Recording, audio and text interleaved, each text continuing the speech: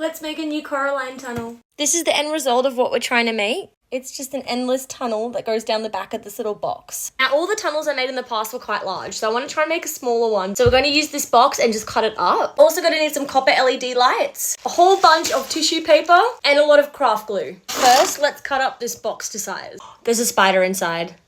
Come on out, little guy. Please, please. Ah! Oh, here he is. Oh, no, don't go down there. Anyway, you need to, like, get these lights in a circling, tunneling sort of position. And only then can you start adding all the tissue paper over it. Something like that. Then all I have to do is get little strips of, like, the colors that I want and dip it in the glue, just covering the lights. Like here, you can kind of see the concept. I wish I could tell you it's a fast process. It's not. Okay, it's starting to come together. Let me know what you think. Once I put it in the mirror, I obviously want to like fix a few bits up, but this is kind of how the circles are starting to look like inside of it.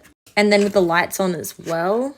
Now I am going to leave it here to dry overnight because I don't want to keep working on it when it's so wet and so fiddly, because this is so fiddly. But once we let it dry overnight, I'm going to go and make the outside of the tunnel. But so far, this is it. Once you put it down in the mirror, that's when the tunnel starts to have that like long effect. But yeah, hey. The big trick with Coraline tunnels is all about the mirror. It gives that effect that the tunnel goes down further down the back than it actually does. We need it to sit at a 45-degree angle down the back. And then I'm just gonna hot glue it down and pray that we got the angle right. I swear every single time I make these, the angle is like a little bit different. But I guess that's part of the charm. I don't know.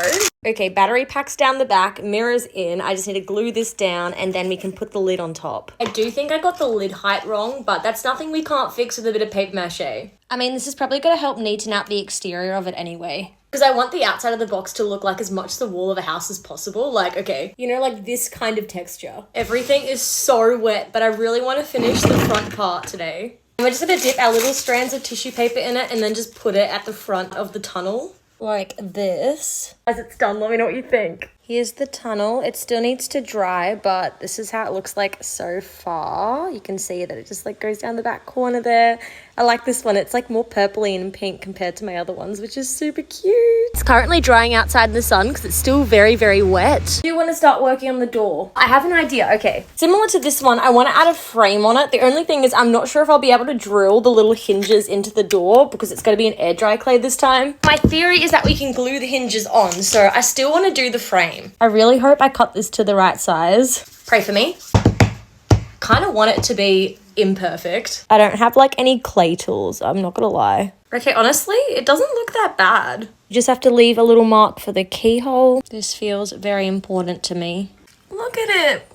I'm just gonna put them outside to dry and then I'll show you how they look like on the tunnel. All I have to do is put the door on it and then we're done. So I'm gonna glue that down. I'm so glad I put resin on this, otherwise that would have shattered. Anyway, here's a close-up on my little door and the little hinges that I'm planning on using. These ones are really small, so I hope they work. But I'm just going to glue this down on top, and I think I'm going to use like a mix of resin and super glue to like glue it all together and hope that that works. Anyway, the whole time I've been sitting here and like working on it, all I've been looking at is this over in the corner. I cut this box in half to make the tunnel and I still have the other side of the tunnel, which makes me wonder, did we make a matching Coraline tunnel from like the end of the movie, like this one here? So then we can have like two tunnels sitting together on the shelf. Like we can have the one from the start of the movie and then right next to it, like we can have the dark tunnel. I think that's like going over the top. Like, am I really milking this? I don't know. Let me know. I'm just gonna glue this down to finish this tunnel. Okay, it needs to dry, but here it is. The door is on, and I'm just gonna go put it over on the bookshelf. Now, I did purposely make this one a lot smaller, so it won't fit in well with books, unlike my larger ones. But for the purpose of showing you on the shelf, this is how it looks like. I'll give you a closer look at the tunnel itself. Ah, it's so cute. Now imagine like a dark tunnel next to it. I think that could be really cool. Okay, I need to show you guys this. Look what I just made. I dyed this fabric with coffee and black dye because I'm trying to make this tunnel from the end of the movie. And I'm fully aware it's way too late at night to be doing this, but I just want to show you. Look how cool it looks. For reference, this is what I deluded myself into thinking I can make, like this tunnel from the end of the Coraline movie. It's so wet. But like, why am I so deluded into thinking that this could work? Like, I shouldn't be this deluded. Like, it's literally been sitting here for the past 2 hours, long enough that I've had dinner and like had a shower and it's still just as wet, but I'm so convinced it'll work. But there's a very solid chance that I'm kind of losing my mind a little bit and it's not gonna work. I don't really know at this point anymore. I'm just winging it. Anyway, cue montage. 'Twas a long time ago, longer now than it seems, in a place that perhaps you've seen in your dreams.